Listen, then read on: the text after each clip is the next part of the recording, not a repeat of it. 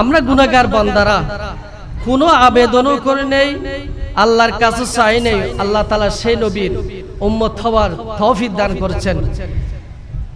বড় করে বলেন সুবহানাল্লাহ।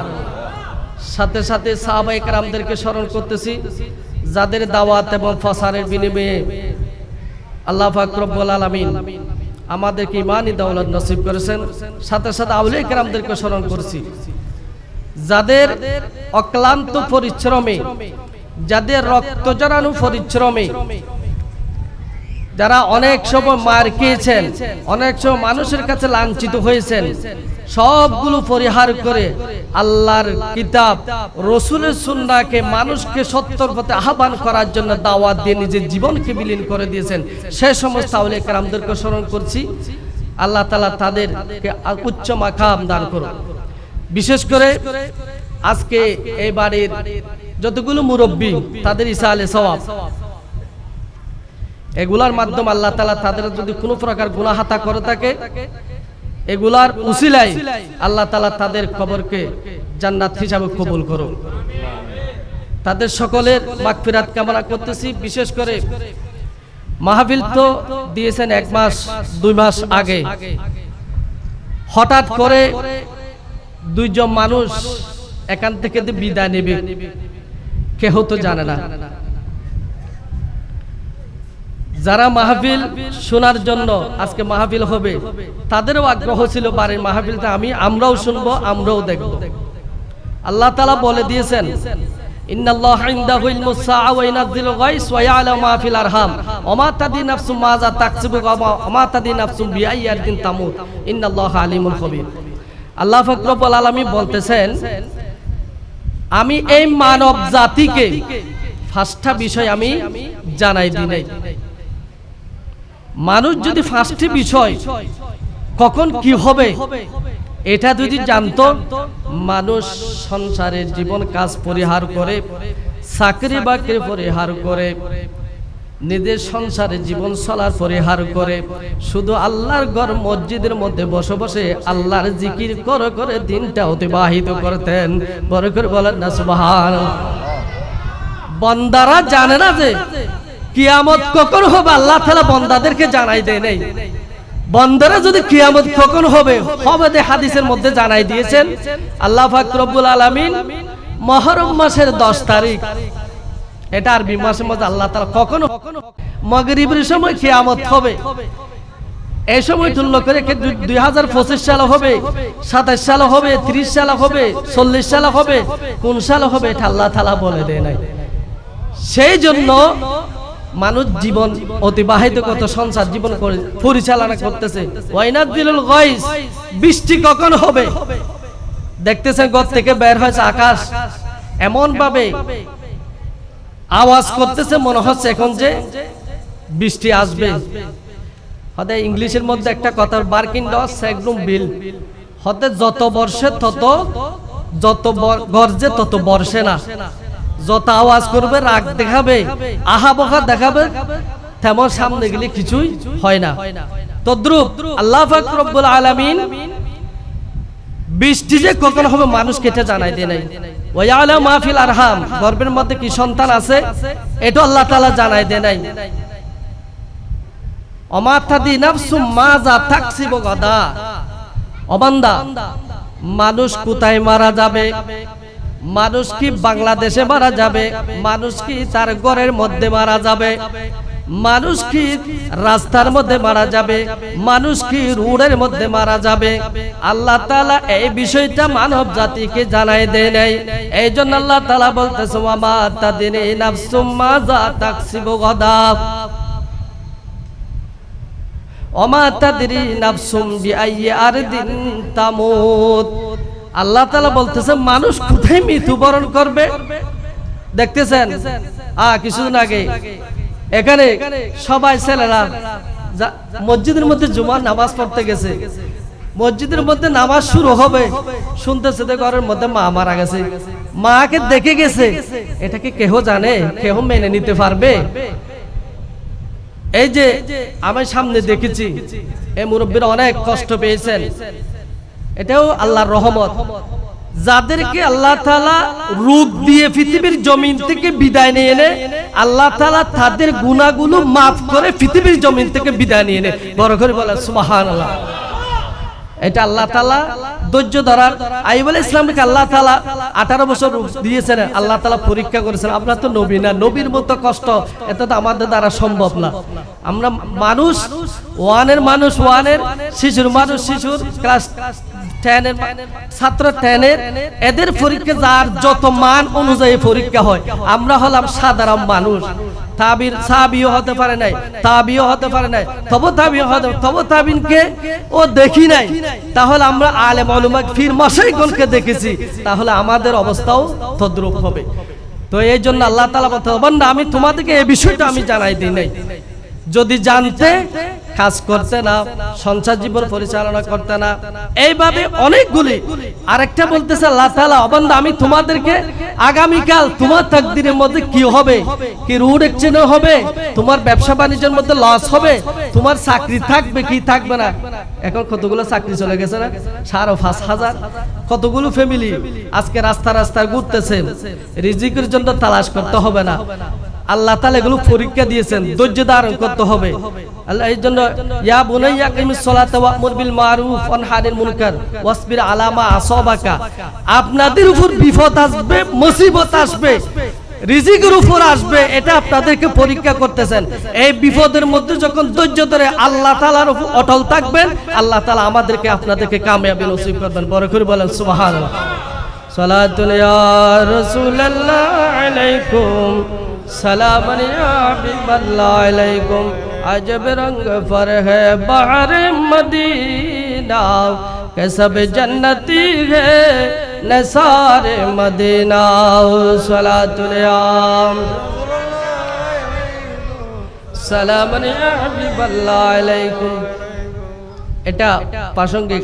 আমার বিষয় হচ্ছে ওয়া কদর। আমি যে আয়াতটা তেলাওয়াত করছি সংক্ষেপে বলবো, আলোচক অনেক আলোচনা করবেন। আমাদের আলোচনা আপনি বলছেন আগে আমরা শুরু করা দিচ্ছি যে আলোচনা করব হুজুররা, আমাদের ইলম নাই আমল নাই।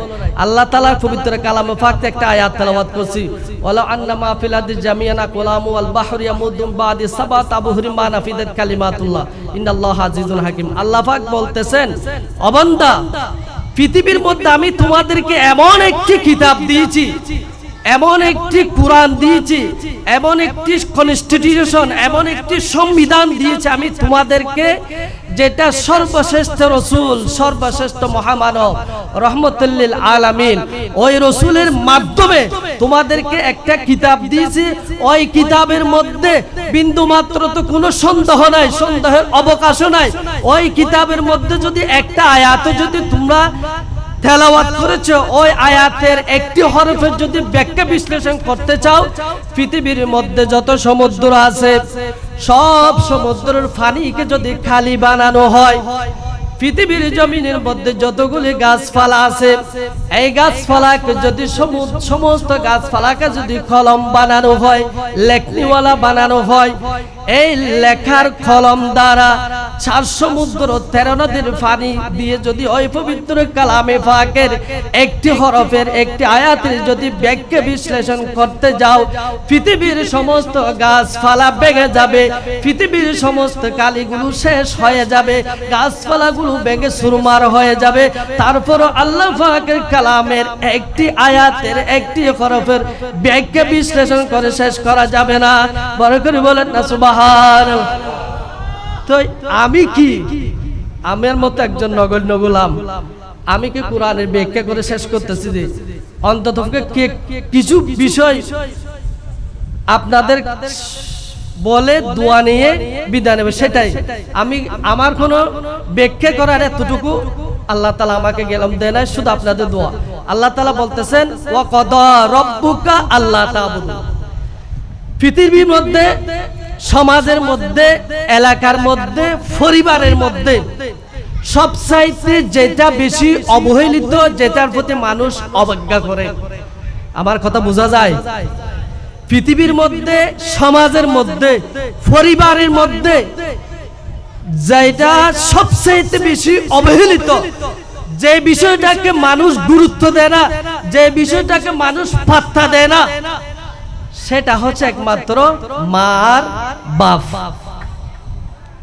মা বাপ কোথায় আছে সেটা আমরা দেখি না, মা কোথায় আছে সেটাও দেখি না। এই মা বাবার ব্যাপারে আল্লাহ তাআলা কোরআনের অনেকগুলো আয়াত আল্লাহ তাআলা পবিত্র কালামে পাকের মধ্যে বর্ণনা করেছেন। সেটা যে একটি তেলাওয়াত করেছি, ক্রমান্বয়ে যদি সময় পাই একটা একটা বলার চেষ্টা করব। আল্লাহ তাআলা বলতেছেন ওয়া কদা রাব্বুকা, ও বান্দা সর্বপ্রথম আমি আল্লাহর ইবাদত করো। কার ইবাদত? একটু আওয়াজ দিয়ে কথা বল। কার ইবাদত করব? আল্লাহর ইবাদত করব। আল্লাহ তাবুদু ইল্লা ইয়াহু, আল্লাহর ইবাদতের মধ্যে কাউকে শরীক করবে না, কাউকে অংশীদারিত্ব করবে না। কেননা আল্লাহ তাআলা হচ্ছে একমাত্র এক, ওয়াহাদানিয়ত, আল্লাহর কোন সমকক্ষ পৃথিবীর জমিনত আকাশে নিচে কুল কায়নাতের কোথাও আল্লাহর সাথে সমকক্ষ করার কেহ নাই। যদি বলা হয় যদি আল্লাহ দুইটা তাকে দাবি করে বড় করে হন নাউজুবিল্লাহ। আল্লাহ তার সাথে সাথে সূরা আম্বিয়ার মধ্যে আল্লাহ তাআলা বলতেছেন লাউ কানা ফীহিমা আলিহাতুন ইল্লাল্লাহু লাফাসাদাতা। আল্লাহ তাআলা পবিত্র কালামে পাকের মধ্যে বর্ণনা করতেছেন অবন্দা পৃথিবীর জমিনের মধ্যে যদি আমি আল্লাহ ব্যতীত আরেকটা যদি দ্বিতীয় খোদা থাকতো, ওই দ্বিতীয় খোদা, এক খোদা বলতো পশ্চিম দিকে সূর্য উদয় করো, আরেক খোদা বলতো পূর্ব দিকে সূর্য অস্ত করো, অথবা আরেকজন বলতো দক্ষিণ দিয়ে সূর্য উদয় করো, উত্তর দিকে সূর্য অস্ত যাও। এটা নিয়ে মারামারি হানাহানি করে পৃথিবীটা ধ্বংস হয়ে যেত। বড় করে বলেন না নাউজুবিল্লাহ। এই জন্য আল্লাহ বলতেছেন পৃথিবীর জমিনের মধ্যে আমি আল্লাহ ব্যতীত আর কেহ নাই, ইবাদত করবে তোমরা শুধু আমি আল্লাহ তাআলা। এই জন্য আল্লাহ তাআলা কলেমা শিখে দিয়েছেন। আমরা সর্বপ্রথম ঈমান এনেছি লা ইলাহা ইল্লাল্লাহু মুহাম্মাদুর রাসূলুল্লাহ সাল্লাল্লাহু তাআলা আলাইহি ওয়াসাল্লাম। এই জন্য ইবাদতের উপযুক্ত, ইবাদতের মালিক একমাত্র আল্লাহ পাক রব্বুল আলামিন। এরপরে আমার রাসূলের প্রতি ঈমান তো আনবো অবশ্যই। ঈমান না আনলে, রাসূলের প্রতি ঈমান না আনলে, রাসালাতের স্বীকার না করলে সেটা তো ঈমানদারও হবে না, মুমিনও হবে না, কামেলও হবে না, কিছুই হবে না। এই জন্য আল্লাহ তাআলা পবিত্র কালামে পাকের মধ্যে বর্ণনা দিয়েছেন অবান্দা তোমরা সর্বপ্রথম আমি আল্লাহর ইবাদত করো। কার ইবাদত করবে? আল্লাহ তাআলার। ঈসা আলাইহিস সালামের পৃথিবীর জমিনের মধ্যে ঈসা আলাইহিস সালাম ঈসা আলাইহিস সালাম পরে আমার নবী সমস্ত নবী কেরাম, আম্বিয়া কেরাম, আদম আলাইহিস সালাম থেকে শুরু করে, मूसा থেকে শুরু করে, নূহ থেকে শুরু করে, ঈসা থেকে শুরু করে, ইব্রাহিম থেকে শুরু করে, দাউদ আলাইহিস সালাম থেকে শুরু করে, मूसा থেকে শুরু করে সমস্ত আম্বিয়া কেরামের বাণী ছিল একটা, আখের নবী, শেষ নবী পৃথিবীর মধ্যে আগমন করবে, সেই নবীর উপর ঈমান আনবে। বড় করে বলেন সুবহানাল্লাহ। যখন ঈসা আলাইহিস সালামকে আল্লাহ তাআলা আকাশের মধ্যে তুলে নিয়েছেন, আমার নবী আগমনের পর্যন্ত তাফসীর কেরামে উল্লেখ করেছেন 600 বছর, কেউ কেউ বলতেছেন 540 বছর, কেউ কেউ বলতেছেন 560 বছর। এই মাঝখানে গ্যাপ থাকার কারণে মানুষ বেগুম গুমরাহির মধ্যে লিপ্ত হয়ে গেছে। যেহেতু ঈমানের দাওয়াত দেওয়ার জন্য আর কোন নবী আসে নাই, আর কোন রসুল আসে নাই, মানুষ গরু ছাগলের মতো হয়ে গেছে। মা সন্তানকে চিনতে না, সন্তান তার পিতাকে চিনছে না, সন্তান তার ভাইকে চিনতেছে না। এরকম অবস্থা, মানুষ সকালে একজনের ইবাদত করে, বিকালের একজনের পূজা করে, এবং মানুষ সকালবেলা যার পূজা করে সন্ধ্যাবেলা তা কাল মিলার মধ্যে ঢুকায় রাখে, এবং মানুষ পূজার মধ্যে লিপ্ত হয়ে গেছে। তখন আল্লাহ তাআলা এই জায়গাকে বলা হয় ফাতারা। সূরা মাইদার মধ্যে আল্লাহ তাআলা বলেছে এই জায়গাকে, গ্যাপ থাকাকে আল্লাহ তাআলা ফাতারা বলেছেন। এই গ্যাপের মধ্যে মানুষ গুমরাহির মধ্যে লিপ্ত হয়ে উলাইকা কাল আনআমি বাল হুম আদাল উলাইকা হুমুল গাফিলুন, মানুষ গরু ছাগলের চাইতে আরো নিকৃষ্ট হয়ে গেছে। বড় করে বলেন না নাউজুবিল্লাহ। তখন আল্লাহ তাআলা আমার নবীকে প্রেরণ করে দ্বীনের দাওয়াত দেওয়ার জন্য, রিসালাতের দাওয়াত দেওয়ার জন্য এই পৃথিবীর জমিনের মধ্যে আগমন করে অনেক মানুষেরা আমার নবীকে কষ্ট দিয়েছেন। আমার নবী কষ্ট সহ্য করে তায়েফের ময়দানের মধ্যে রক্ত ঝরিয়েছেন। জিবরাইল আমিন এসে বলতেছে, ইয়া রাসূলুল্লাহ, আমাকে একটি মাত্র হুকুম দাও, আমি এই তায়েফের ময়দানকে 1 সেকেন্ডের মধ্যে উলট পালট করে দেব। বড় করে বলেন সুবহানাল্লাহ। আমার নবী বলতেছেন, যেহেতু আমার নবী রহমাতুল লিল আলামিন, ওয়া মা আরসালনাকা ইল্লা রাহমাতাল লিল আলামিন, আমার নবী বলতেছেন আমি পৃথিবীর জমিনের মধ্যে রহমাতুল লিল আলামিন হিসাবে পৃথিবীর জমিনের মধ্যে আগমন করেছি। আল্লাহ তাআলা আমাকে পৃথিবীর জমিনের মধ্যে পাঠিয়েছে। মানুষ আল্লাহকে চিনতেছে না, রাসূলকে চিনতেছে না, মানুষ আল্লাহকে ভুলে আরেকটা খোদার পূজা করতেছে, মূর্তি পূজা করতেছে, এরকম অবস্থা হয়ে গেছে। আমি ওই সমস্ত মানুষকে যদি দাওয়াত দিতে না পারি, তারা যদি পৃথিবীর জমিন থেকে আপনি যদি এইভাবে যদি ধ্বংস করে দেন, আমি রাসূল কাকে দাওয়াত দিব? তারা ঈমান না আনুক, তারা মানবে, তারা সন্তান আনবে, তাদের নাতি নাতনি আনবে, তাদেরকে দাওয়াত দিয়ে আমি মুসলমান করে ঈমানদার করে জান্নাতের পথের মধ্যে নিয়ে যাব। পরে করে বলেন না সুবহানাল্লাহ। এটা হচ্ছে ঈমানের দাওয়াত। আল্লাহ রাসূলকে পৃথিবীর জমিনের মধ্যে পাঠিয়েছেন, এই পৃথিবীর জমিনের মধ্যে মানুষদেরকে, গুমরাহী মানুষদেরকে সত্যের পথে নিয়ে এসে, আলোর পথে নিয়ে এসে, আল্লাহু ওয়ালিয়ুল্লাযিনা আমানু ইখরিজুহুম মিনাজ যুলুমাতি ইলান নূর ওয়াল্লাযিনা কাফারু আউলিয়াউহুমুত তাগুত। তারা তাগুতের পথকে বিসর্জন দিয়ে সত্যের পথে, নবীর পথে আগমন করে যেন তাদেরকে জান্নাতের উপযোগী করতে পারে। বড় করে বলেন সুবহানাল্লাহ। এই দাওয়াত নিয়ে আল্লাহ রাসূল পৃথিবীর মধ্যে আমার নবীকে পাঠিয়েছেন। আমার নবী ঘোষণা দিয়েছেন আল্লাহ এক, আল্লাহ ছাড়া কোনো ইলা নাই। এইজন্য আল্লাহ বলতেছে, ওয়া কাদা রাব্বুকা আল্লা তা'বুদু, ও বান্দা তোমরা শুধু আমার ইবাদত করবে, পৃথিবীর মধ্যে আর কাউকে ইবাদত করবে না, শিরিক করবে না। ওই ইন্না শিরকা লা যুলমুন আযীম, ইন্নাল্লাহা লা ইয়াগফিরু আন ইউশরাকা বিহি ওয়া ইয়াগফিরু মা দুনা যালিকা লিমান ইয়াশা। পৃথিবীর জমিনের মধ্যে শিরিকের মতো গুনাহ আল্লাহ তাআলা ক্ষমা করবে না। আল্লাহ তাআলা বলছে, বান্দা শিরিক করবে না। এইজন্য আমার নবীর মাধ্যমে ঘোষণা দিয়েছে বান্দা যেন শিরিক কাজের মধ্যে লিপ্ত না হয়। এইজন্য আমার রাসূলকে পৃথিবীর জমিনের মধ্যে প্রেরণ করিয়েছেন যেন বান্দা যখন শিরিক কাজের মধ্যে লিপ্ত না হয়। শিরিক কাজ হতে বড় গুনাহ। যদি আল্লাহ দয়াময় হয়, আল্লাহ যদি চায় তাহলে ওই বান্দাকে ক্ষমা করতে পারে। এইজন্য আল্লাহ তাআলা বলছে, বান্দা যদি গুনার কাজের মধ্যে লিপ্ত হয়ে যায়, যদি গুনার কাজের মধ্যে যদি তোমরা লিপ্ত হয়ে যাও, যদি তোমরা যদি আল্লাহকে তাআলাকে যদি মানো, আল্লাহ তাআলাকে যদি শরণ আসে। একটি ঘটনা আমার মনে পড়ে গেছে। একজন সন্তান, একজন পিতা তার সন্তানকে নিয়ে জঙ্গলের মধ্যে বেড়াতে গেলেন। ওই সন্তানকে নিয়ে যখন পিতা জঙ্গলের মধ্যে বেড়াতে গেলেন, সন্তান থেকে তার পিতা জিজ্ঞাসা করতেছেন, আব্বু এই জঙ্গলের সাইতে, পৃথিবীর জমিন এই গাছগুলার সাইতে পৃথিবীর মধ্যে আর কিছু আছে কিনা? তখন তার পিতা বলল, বড় বড় পাহাড়। আব্বু এই পাহাড়ের সাইতে আরো বড় বড় কি আছে কিনা? হতে এত বড় জঙ্গল, পাহাড়ের সাইতে একটা পাহাড় আরেকটা পাহাড়, এইভাবে বড় বড় আরো অনেকগুলি পাহাড় আছে। দ্বিতীয় প্রশ্ন করলো, আল্লাহ আব্বু এই জঙ্গলের সাইতে আরো কিছু বড় কিছু আছে কিনা?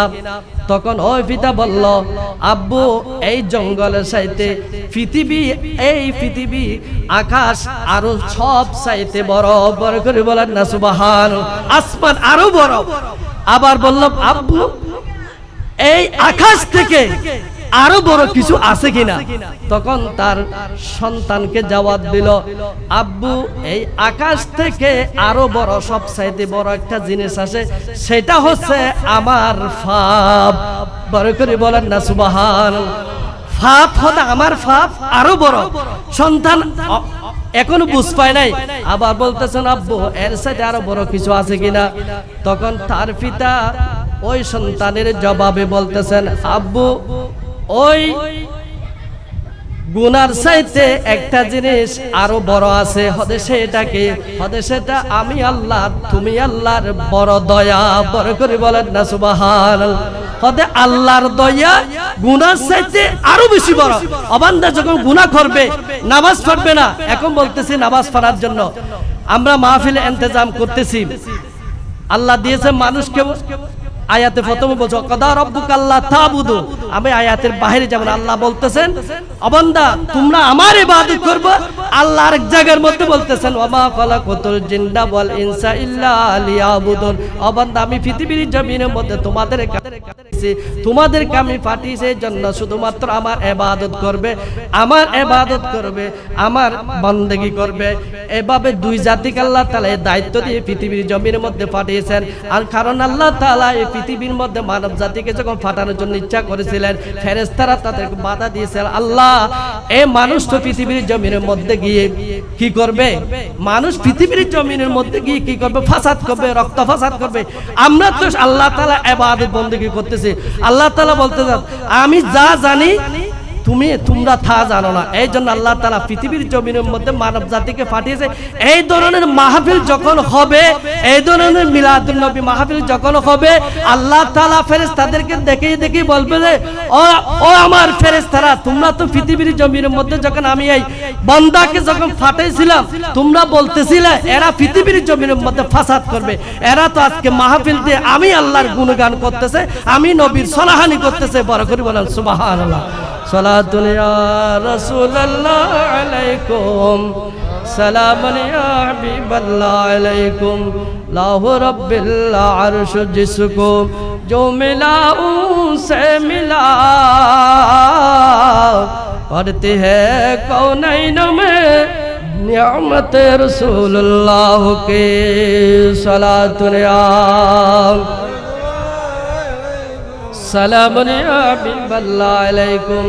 এই জন্য আল্লাহ তাআলা বলছো বান্দা আমার ইবাদত করবে, পৃথিবীর মধ্যে আর করে ইবাদত করবে না। আজকে যে আপনার শাশি একটা মারা গেছে, আপনার একজন শাশা মারা গেছে, এরা যদি পৃথিবীর জমির মধ্যে কবরের মধ্যে কাঁদতে কাঁদতে যদি চোখগুলো ফোলাই ফেলায়, ওখানে যদি আল্লাহ তাআলাকে যদি বলে আল্লাহ আমাকে পৃথিবীর জমিনের মধ্যে আরেকবার সুযোগ দাও, আমি একটু পৃথিবীর জমিনের মধ্যে গিয়ে তুমি আল্লাহর রেজাবন্দি কুশল করো, তুমি আল্লাহর ইবাদত করো, আমার রাসূলের অনুসরণ করো, আউলিয়া কেরামের অনুসরণ করবো, আমাকে একটা পৃথিবীর জমিনের মধ্যে আরেকটু যাওয়ার সুযোগ দাও। আল্লাহ তাআলা বলবেন আওয়ালাম নুআম্মিরকুম, ও বান্দা তোমাকে আমি 50 বছর 30 বছর সময় দিয়েছিলাম, পৃথিবীর জমিনের মধ্যে তোমার হায়াতগুলো কোথায় কেটেছো? আজকে কেন বলতেছো আজকে কোনো কাজ, আজকে যদি তুমি বুঝো এটা আর কাজে আসবে না। এই জন্য আল্লাহ তাআলা ঘোষণা দিয়েছে পৃথিবীর মধ্যে যতদিন হায়াত আছে ততদিন আল্লাহর বিধান, আল্লাহর আইন, নামাজ রোজা হজ যাকাত যেগুলো দিয়েছেন সেগুলো পালন করার চেষ্টা করবে। এই জন্য আল্লাহ বলতেছে বান্দা আমি আল্লাহর ইবাদত করবে। বড় করে বলেন না সুবহানাল্লাহ। এরপরে দ্বিতীয় নম্বর আল্লাহ তা'বুদু ইল্লা ইয়াহু ওয়া বিল ওয়ালিদাইনি ইহসানা।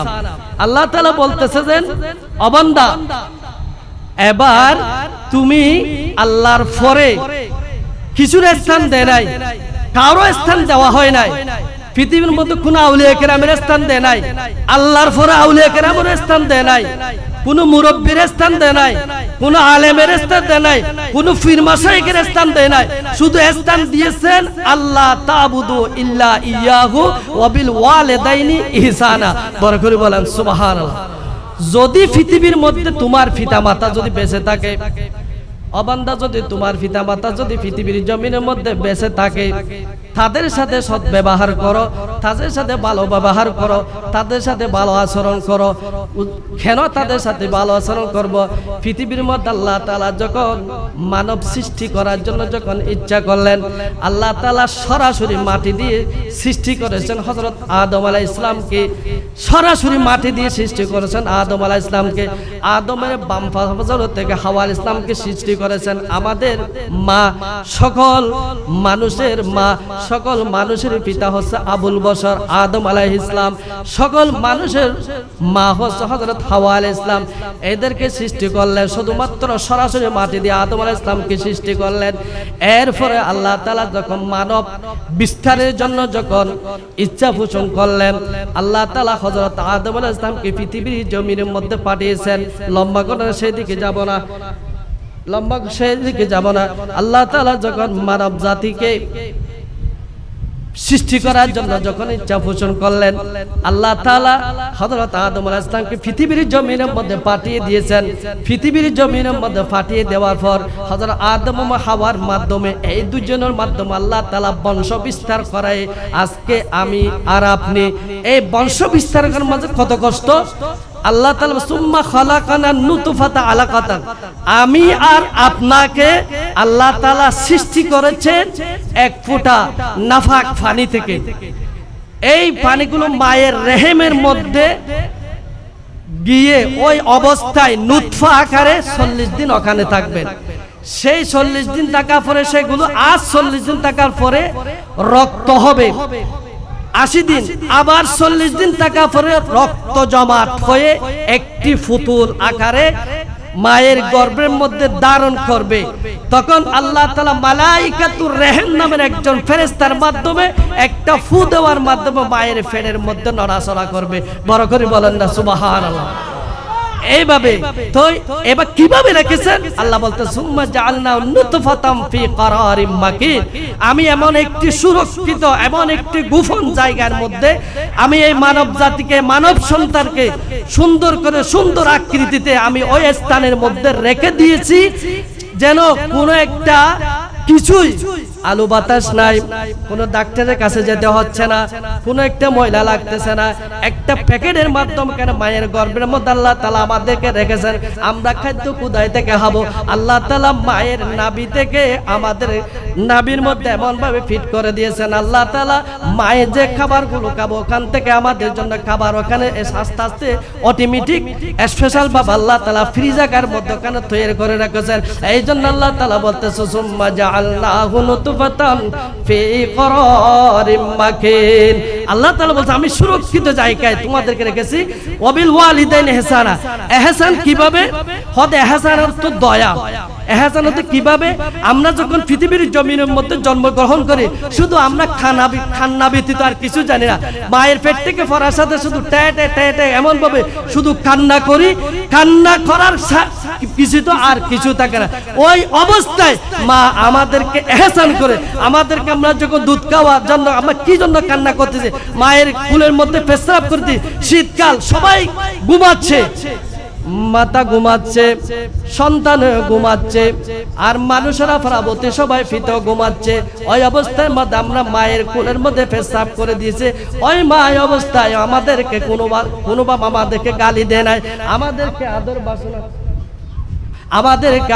আদর বাসনা করে আমাদেরকে এইভাবে তাদেরকে আদর বাসনা করে এমন ভাবে আমাদেরকে বড় করেছেন, এমন ভাবে আমাদেরকে পৃথিবীর জমির মধ্যে এনেছেন। এই জন্য আল্লাহ রাসূল বলতেছেন সবচাইতে বেশি হক মা আহাকু আহসানু সুহবাতি, সবচাইতে বেশি হকদারকে কলা উম্মুকা কলা উম্মুকা কলা উম্মুকা। কেননা তিনবার বলছেন। প্রথমে আল্লাহ তাআলা ওয়াসাইনাল ইনসানা বিওয়ালিদাইহি হামালাত উম্মুহু, আমার মা আপনার মা আমাদেরকে গর্ভধারণ করে 10 মাস 10 দিন কষ্ট করেছেন, এই জন্য একবার। এরপরে কি আমাদেরকে কষ্ট করে পৃথিবীর জমিনের মধ্যে জন্ম দিয়েছেন। ওই অবস্থায় মা সবাইকে বলে দেয় পাশে যারা থাকে ওই তাদের কাছ থেকে বিদায় নিয়ে নে, আমি তো পৃথিবীর জমিন থেকে চলে যাব।